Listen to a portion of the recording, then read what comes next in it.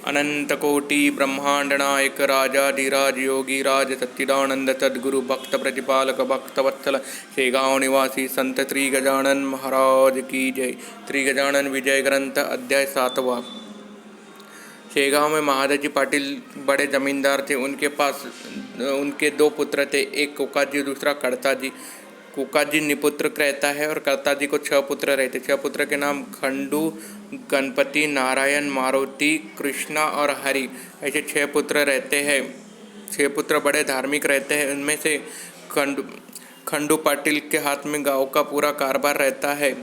पिताजी के मृत्यु के बाद कोकाजी ही इन बालकों का पिता समान संगोपन करता है।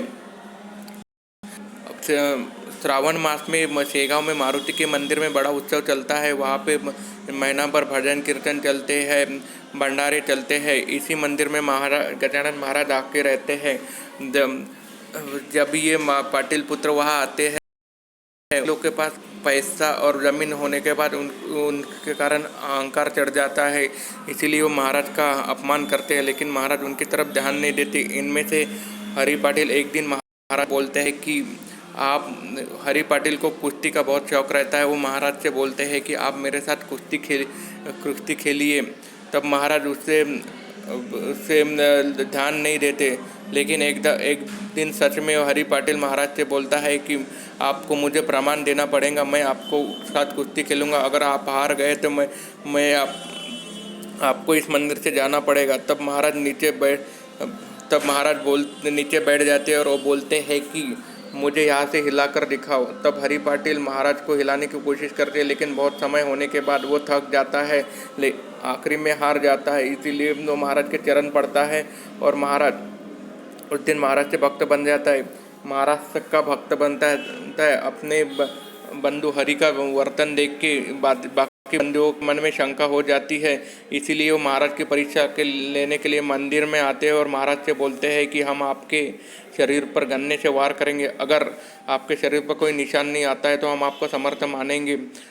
महाराज चुप बैठते हैं। उनमें से एक बंधु बोलता है कि महाराज की मौन ही सम्मति है। और तब भास्कर पाटिल महाराज का भक्त भास्कर पाटिल वही बैठा रहता है। वो महाराज से कहता है कि महाराज यहाँ से चलिए, ये पाटिल पुत्र बहुत माच गए हैं, उनको पैसों का अहंकार चढ़ गया है। तब महाराज उनसे बोलते हैं कि भास्कर जरा रुको, ये सारे पाटिल बंधु मेरे ही भक्त है, लेकिन उनमें विनम्रता की कमी है। थोड़ी देर में तुम देखो, वो पाटिल बंधु महाराज के शरीर पर वार करने लगते हैं, ताड़ वार करते हैं।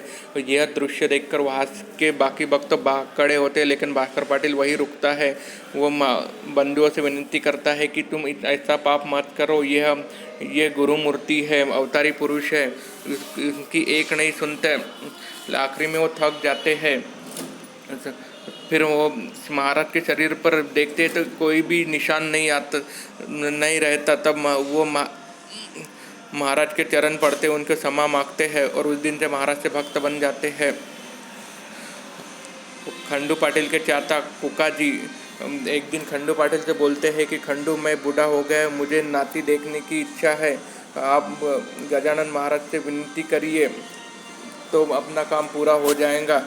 तब खंडू पाटिल मठ में जाता है और गजानन महाराज से कहता है कि मेरे पिताजी यानी चाचा जी की नाती देखने की इच्छा है, आप कोई उपाय सुझाए।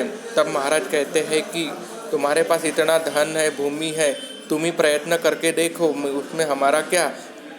जब खंडू पाटिल बोलते हैं भले ही हमारे पास पैसा है, भूमि है, लेकिन खेती बिना पानी की नहीं है और पानी गिराना मनुष्य के हाथ में नहीं होता है, इसके लिए आप जैसे समर्थक की ज़रूरत होती है। तब महाराज उसे कहते हैं कि तुमने भीख मांगा है, इसीलिए मैं तुम्हें एक पुत्र होगा, उसका नाम भिक्खू रखना और ब्राह्मणों को आमरस का भोजन खिलाना।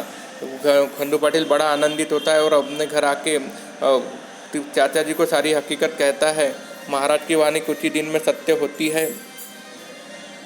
महाराज की वाणी कुछ ही दिन में सत्य होती है और उनके घर में एक पुत्र होता है। वो पुत्र होता है खंडू पाटिल को गांव में इस खुशी में गांव में गुड़ और चने बांटता है और ब्राह्मणों को आमरस का भोजन खिलाता है। यह आमरस की भोजन की प्रथा आज भी शेगांव में चल रही है। पाटिल का पुत्र जैसे जैसे बड़ा होता है, पाटिल का यह सुख देशमुख को देखा नहीं जाता। शेगांव में पाटिल और देशमुख में बहुत गहरा वैमनस्य रहता है। दोनों एक दूसरे का कांटा निकालने पर तुले रहते हैं। इसका वृत्तांत हम अगले अध्याय में देखेंगे। जय गजानन अनंत कोटि ब्रह्मांड नायक राजाधिराज योगी राज सच्चिदानंद सद्गुरु भक्त प्रतिपालक भक्तवत्सल शेगांव निवासी संत श्री गजानन महाराज की जय।